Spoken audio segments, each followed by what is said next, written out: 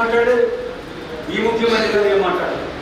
విశాఖ పాఠశాలను బలోపేతం చేస్తాం గత ముఖ్యం ఇచ్చాడు. ఇంటికి ఒక కుటుంబానికి ఒకరికే ఇచ్చాడు అమ్మఒడి. నేను అందరికీ ఇస్తాను. సంవత్సరమే ఆదాని గారి 350% పెట్టింది.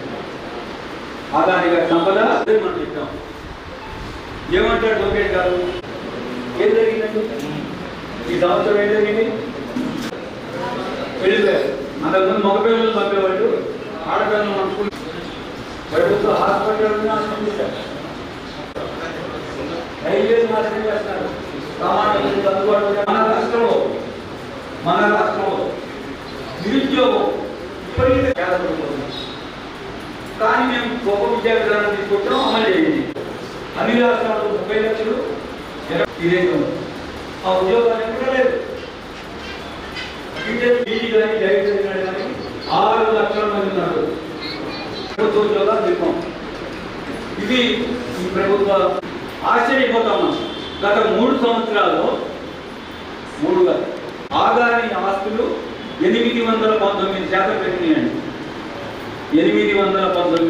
ఏలూరు జిల్లాలో అధ్యయన తరగతులకి ఇక్కడికి రావడం జరిగింది. 1947లో ఆంధ్రప్రదేశ్ టీచర్స్ ఫెడరేషన్ స్థాపించబడింది. 77 సంవత్సరాలుగా ఒక నిబద్ధతతో క్రమశిక్షణతో ఈ సంఘం పనిచేస్తూ ఉంది. దానికి సంబంధించి ఇక్కడికి వచ్చాము. అయితే ఈనాడు ప్రభుత్వాలు అనుసరిస్తున్న విద్యా విధానాలనే ఈ విద్యా వ్యవస్థ బాగు కోసం కాకుండా విద్యా వ్యవస్థ నాశనం చేసే విధంగా ఉన్నాయి. గత ప్రభుత్వం తీసుకొచ్చిన 117 జీవో అనేది ఎంత నష్టం చేసిందో అందరికీ తెలుసు. దాదాపు 1 సంవత్సర కాలంలోనే 10 లక్షల మంది విద్యార్థులు ప్రభుత్వ పాఠశాల నుంచి ప్రైవేటు పాఠశాలకు వెళ్ళిన పరిస్థితి కూడా ఉంది. కాబట్టి ఆ 117 విద్యా వ్యవస్థకు నష్టం చేస్తుంది. దాన్ని రద్దు చేయమని ఈ ప్రభుత్వానికి కూడా విన్నవించాము.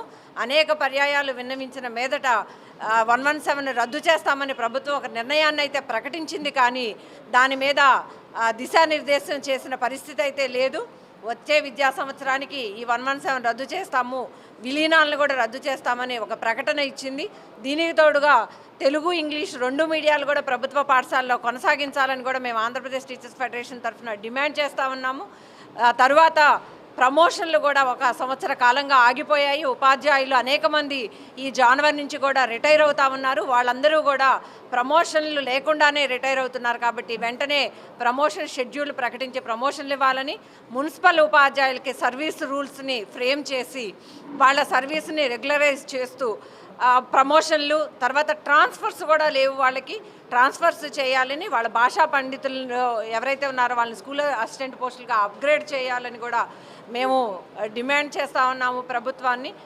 ఇదొక్కటే కాదు, గత ప్రభుత్వం హామీ ఇచ్చి రద్దు చేయలేకపోయినటువంటి సిపిఎస్ విధానం మీద కూడా ఒక స్పష్టమైన ప్రకటన చేయాలని, సిపిఎస్ కాదు కేంద్ర ప్రభుత్వం ప్రవేశపెట్టిన యూపీఎస్ విధానాన్ని కూడా రద్దు చేసి కేవలం ఓల్డ్ పెన్షన్ స్కీమ్ మాత్రమే అమలు చేయాలని, 2003 డిఎస్సి వాళ్ళు ఎవరైతే ఉన్నారో వాళ్ళకి కేంద్రం ఇచ్చినట్లుగానే ఆ జీవో ప్రకారం రాష్ట్రంలో కూడా వాళ్ళకి ఓల్డ్ పెన్షన్ స్కీమ్ అమలు చేసే విధంగా ప్రభుత్వం చర్యలు చేపట్టాలని కూడా డిమాండ్ చేస్తామన్నాము. ఇక ప్రభుత్వం ఏర్పడి 100 రోజుల కార్యక్రమం కూడా చేసుకుంది.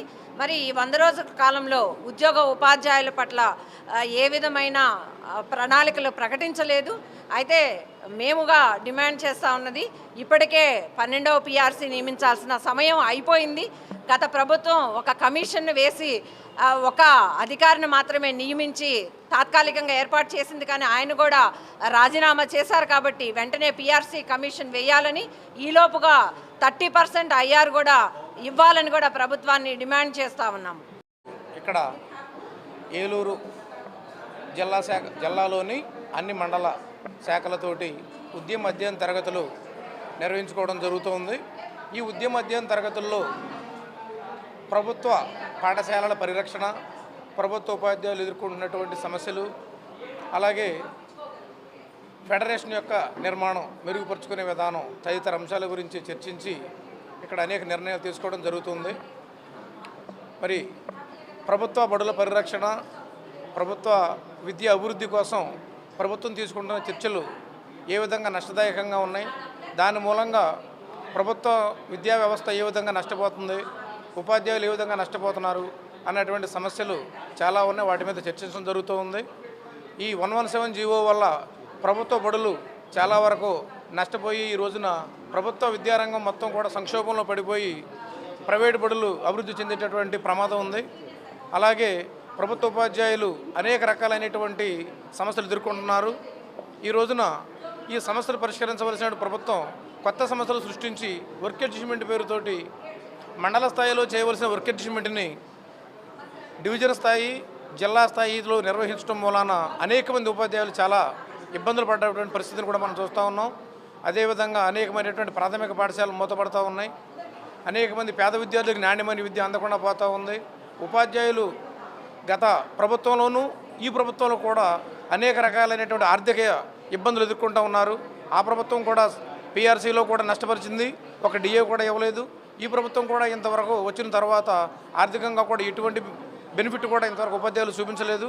కాబట్టి ఈ ప్రభుత్వం అయినా సరే ఆర్థికంగా ఉపాధ్యాయులకు ఉపయోగపడేటటువంటి పీఆర్సీ కమిషన్ త్వరగా నియమించి, ఒకవేళ అది ఆలస్యం అయ్యే పక్షంలో వెంటనే అయ్యారు కూడా కనీసం 30% ప్రకటించాలని చెప్పి మా సంఘపక్షాన్ని కోరుతూ ఉన్నాం. ఈ ప్రభుత్వం కూడా గత ప్రభుత్వం లాగానే ఉపాధ్యాయుల సమస్యలు కన్నా పెడచెవును పెడితే ఖచ్చితంగా మొత్తం రాష్ట్ర వ్యాప్తంగా కూడాను ఏపీటీఎఫ్ తరఫున ఖచ్చితంగా పోరాటం చేస్తాం. అలాగే ఉపాధ్యాయుల సమస్యలతో పాటు సిపిఎస్, ఓబిఎస్, సిపిఎస్, యూపీఎస్ లాంటి సమస్యలు కూడా తీరే వరకు కూడా పోరాటం చేస్తామని చెప్పి తెలియజేసుకుంటాం.